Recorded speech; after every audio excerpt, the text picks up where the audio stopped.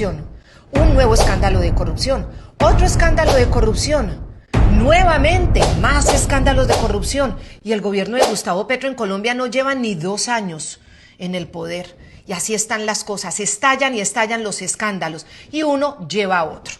Ahora son los mismos funcionarios del gobierno de Gustavo Petro quienes han decidido contar y denunciar lo que para ellos es su verdad. Ya veremos la justicia que determina. Dicen exfuncionarios de la Unidad Nacional para el Riesgo de Desastres en Colombia, una unidad muy importante, que los dineros que se destinaron para los carrotanques de La Guajira es un departamento muy vulnerable en Colombia, en donde sus habitantes y las comunidades indígenas y pobres no tienen el líquido vital. En la Alta Guajira hay que entregar el agua y los carrotanques eran para ese propósito. Estos funcionarios dicen que parte de esos recursos se fueron para pagar directamente la compra del presidente del Senado y del presidente de la Cámara.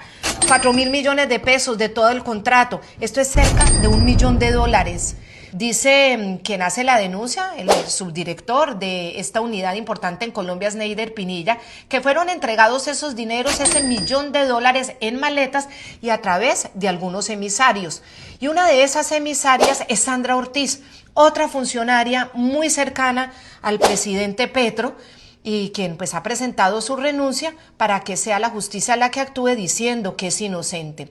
Recordemos además que el presidente de la Cámara hizo campaña por Gustavo Petro cuando Gustavo Petro era candidato y ahora, según las denuncias, es el receptor de parte de esos dineros para que fueran aprobadas en las sesiones de la Cámara estas reformas que tanto le interesan y le obsesionan al presidente Gustavo Petro.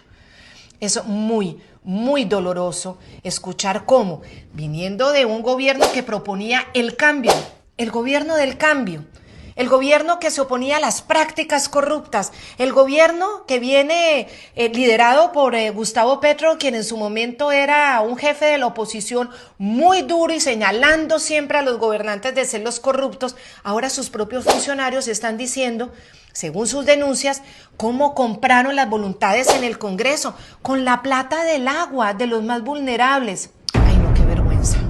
Ahora resulta que para Gustavo Petro, todos estos escándalos que han salido a la luz pública, se trata de una estrategia en su contra.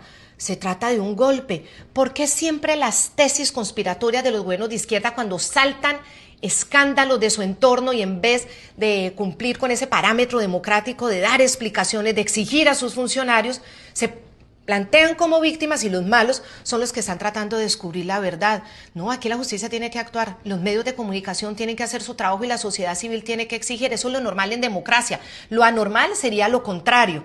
Aquí no hay conspiraciones, aquí lo que hay es una sociedad tratando de cuidar sus dineros. Los carrotanques de La Guajira no funcionaron. Y hay que preguntarse por qué y esas platas a dónde terminaron. Además, recordemos que este no ha sido el único escándalo. Ha habido más escándalos en el gobierno de Gustavo Petro. ¿Qué tal el de Armando Benedetti, ese político que ha transitado por tantos partidos y gobiernos? Ahora, hace unos meses, amenazando a Laura Sarabia, esa mujer cercana, la más cercana al presidente Gustavo Petro, diciendo que iba a contar de dónde salieron 15.000 millones de pesos de la costa atlántica. ¿Yo qué he hecho? ¿Qué me fui a Venezuela? Me sacaron de aquí. Conseguí 15 millones de barras. ¿Quién pagará el tipo de no sé qué monada? Lleve Andí, lleve el hijo de puta de prensa. Todo. Hicimos 100 reuniones sin atraso. Pero, no, marica. Y la jefe me recibió a las 3 horas como un culo. Como tampoco la justicia nunca ha ahondado en uno de los temas más delicados. Gustavo Petro, el que en su momento no era presidente, era el opositor, a medianoche guardando fajos de billete en unas bolsas entregadas por un señor que está llamado por la Fiscalía por corrupción. Al final nadie dio explicaciones, al final la justicia ahí tampoco actuó. Los invito solamente a que veamos las imágenes del fin de semana de un presidente, el presidente Petro, yendo a La Guajira, donde el agua escasea, donde los carrotanques no funcionaron, entregando bicicleticas con bidoncitos, con galoncitos de agua ahí a las comunidades indígenas y dándoles un abracito.